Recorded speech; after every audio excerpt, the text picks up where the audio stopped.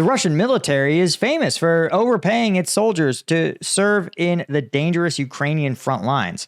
But is the Russian military also getting scammed by its own soldiers to the tune of millions of dollars? Just what made Russia's elite paratroopers turn into benefit scammers? I'm Paul, U.S. Army combat veteran. Slap that subscribe. Okay, so this is one. It's from TVP World. So this is a Russian outlet. But this, to me, is actually wild that the Russian outlets themselves are even telling this story. But it's been verified with other outlets, actually. I've checked it through non-Russian sources. But this is actually the write-up that's not going to get me demonetized. And you'll see why in a second. Well, the Russian military personnel are intentionally injuring each other with firearms in order to get combat awards and payouts. This is according to Russian investigators. A network of 35 soldiers committed fraud by faking combat wounds to injure themselves to get compensation and awards. No kidding. And this is not from some podunky rando recruited unit. This is from the 83rd Guards Air Assault Brigade. And as you guys know, that when a unit gets the title of Guards, it's seen as a sign, a sort of like it's the Russian equivalent to a unit award. It is given to elite units with impressive combat records. So the 83rd Guards deliberately injuring each other with wounds that would result in generous compensation packages. As a result, they netted $2.1 million, as well as medals, the Order of Courage, and a medal for bravery. This is, again, fascinating because TVP World, a Russian outlet, repeating a Russian Medusa story, which is an opposition outlet, an independent media outlet in Russia. Now, one brigade member testified that injuries and awards were faked, and the defendants include a literal former brigade commander and lieutenant colonel. This is insane. And one of the things I want to point out is that it's pretty likely that this level of corruption is more widespread. We've talked about the fact that, being a crooked senior officer in the Russian military is like wearing clothes in the American military. It is just so pervasive, so basic, so common sense that you obviously are going to defraud the Russian government that it just sort of goes without saying that it's going to happen. And so the fact that somebody gets charged with it, the reality is it probably means they've fallen out of political favor or angered the wrong person. Now, right, going after, again, a $2 million fraud at a brigade level is like peanuts. So the question is, what did he actually do? Oh, it says he was previously a commander of a regiment whose troops were implicated in killing civilians in Bucha, according to the New York Times. So it seems possible that maybe this is part of some kind of crackdown on war criminals, but I doubt that because, again, Russia hasn't really done it. What I think instead is probably be known as the executioner. He's probably been executing his own troops a little too much, right? Flying a little too close to the sun. In fact,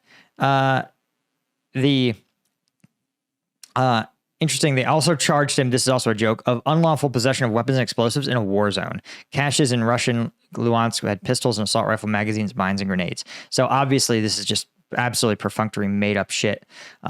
Case materials also show he staged his own combat wounds, ordering fellow soldiers to shoot him. He wore patches signifying 7 wounds, investigated all 4 of his injuries were faked.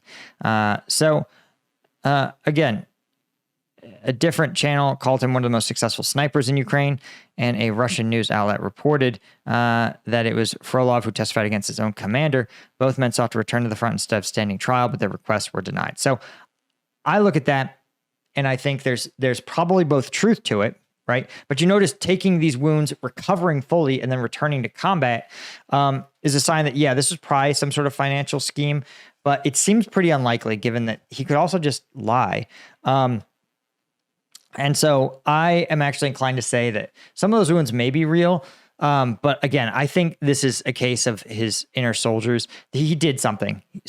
He did something to piss off the Russian government, right? Especially given that he was a senior officer, something that's in short supply in the Russian military. And the Russians were still like, no, you got to stay here, right? So my thesis is probably that he was being a little too truthful about casualty rates, or was becoming so abusive to his own troops that they either conspired to testify against him on these trumped up charges, or more likely, simply the Russian government said, listen, we've got to unperson this dude. It's also possible it's even something grimmer, like he's supporting another kind of quasi-insurrectionist commander. That's possible too. And the reason is I say this is because, well, Russia is becoming increasingly desperate for military recruits. And the fact that they wouldn't simply send this dude to get killed, as they have with other senior officers who become too problematic, and especially given that there's dozens of other soldiers who participated in this, right? This signing bonus, they are raising their signing bonus again. This is from March of this year, raising it to over 2 million rubles, about $24,000. And in the highest paid regions, the Russian recruits are being offered literally $50,000 to join as a sign-on bonus, right?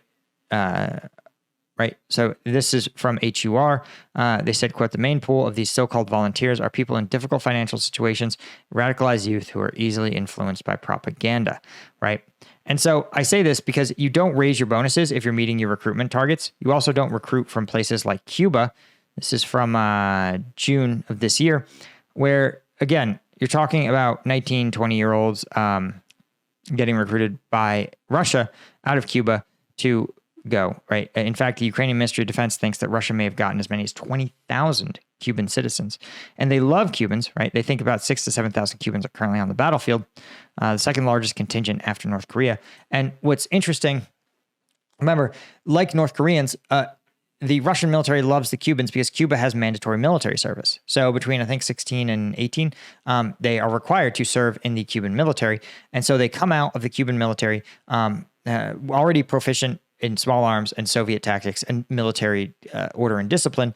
And then it's very easy for Russia to train them up in these operations, offer them what look like very competitive salaries by Cuban standards, and of course are still lower than these tremendous bonuses being offered to Russian troops.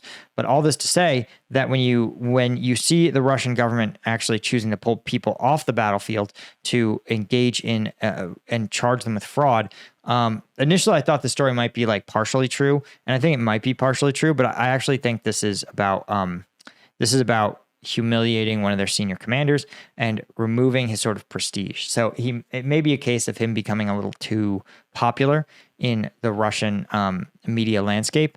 It may also be a case of him supporting some kind of being a little too vocal and critical of the Russian military, or again, staging some kind of quasi-insurrectionist beliefs. Because that is not what you do when you're the Russian military and you're so desperate for troops that you're paying people. I mean, you have to think, as we've talked about on this channel, $50,000 in the poorest regions of Russia. It's the equivalent to going to some of America's poorest regions like Appalachia or the Deep South and offering people $800,000 to $900,000 a year. It's a preposterous sum of money. You would absolutely get people, even if they knew they were going to die, they would say, listen, $800,000 is enough to move my children from the bottom of the economic ladder to the top of the economic ladder. And even a rational, caring parent would look and say, like, hey, this might be a good use of my life, right? So, let alone, as they point out, people in dire financial straits, drunks, drug addicts, etc. That's people you're absolutely going to continue. That's somebody you're going to continue to get. Have you guys become a member at combatvetnews.com? Get access to exclusive, uncensored combat footage and Q&As and an archive of videos going back to the start of the war. It's members only. It's like my Patreon. So if you want to support me, become a member over there. Plus, a huge thank you to our Combat Vet News members like James J21, Yanko Georgiev, Chris Gorsuch, Paul Templeton, Cytronic, Steve Rantier, Need, Alan Knutson, CM Holmes, and all of our Lieutenant tier members. Thank you guys so much. I couldn't do it without you guys. And I'll catch you in the next one.